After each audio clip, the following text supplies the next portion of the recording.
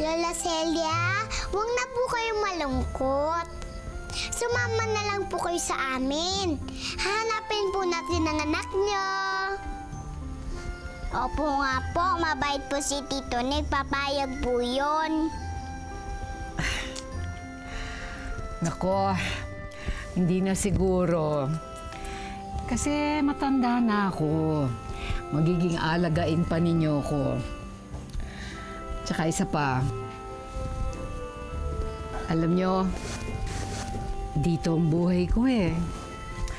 Hindi ko maaaring iwanan ito. O, paano? Tulog na.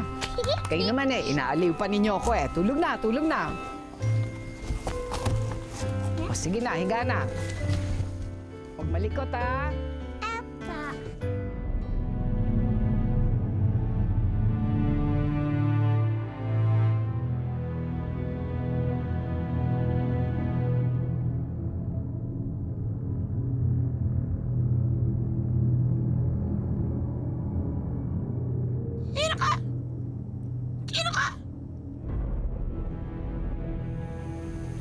Sino ka?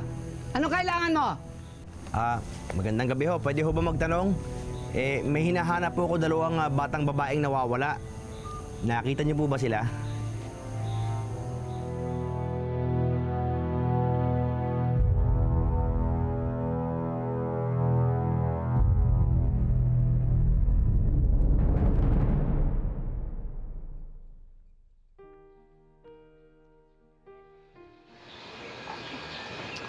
Huwag ka na magalit sa akin. Alam mo, mag-aalala lang naman ako sa'yo eh. Tsaka sa mga bata. Bati na tayo. Sorry din ha. Sa'yo ko na ibuntun lahat ng frustrations ko. That's okay. You know, I totally understand. Pero, totoo ba na pinaimbestigahan mo lahat?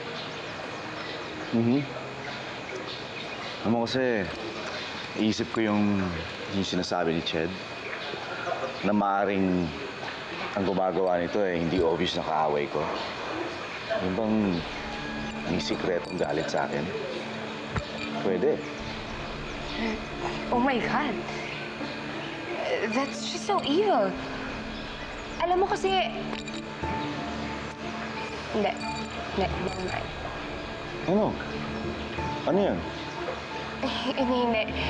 Huwag na kasi baka mali din naman ako eh. Come on. Ano yan? Alam mo, Nick, parang iba yung kutob ko kay Ched eh. Alam mo, sana huwag ka masyadong magtiwala at makinig sa kanya. Sana mali ako, pero paano kung masama pala siyang tao? Paano kung mali pala yung pagkakakilala mo sa kanya? Napakitang tao niya lang to. Alam mo, masyado ka kasing mabait eh. Masyado kang mabilis magtiwala. Eh, hinay-hinay lang.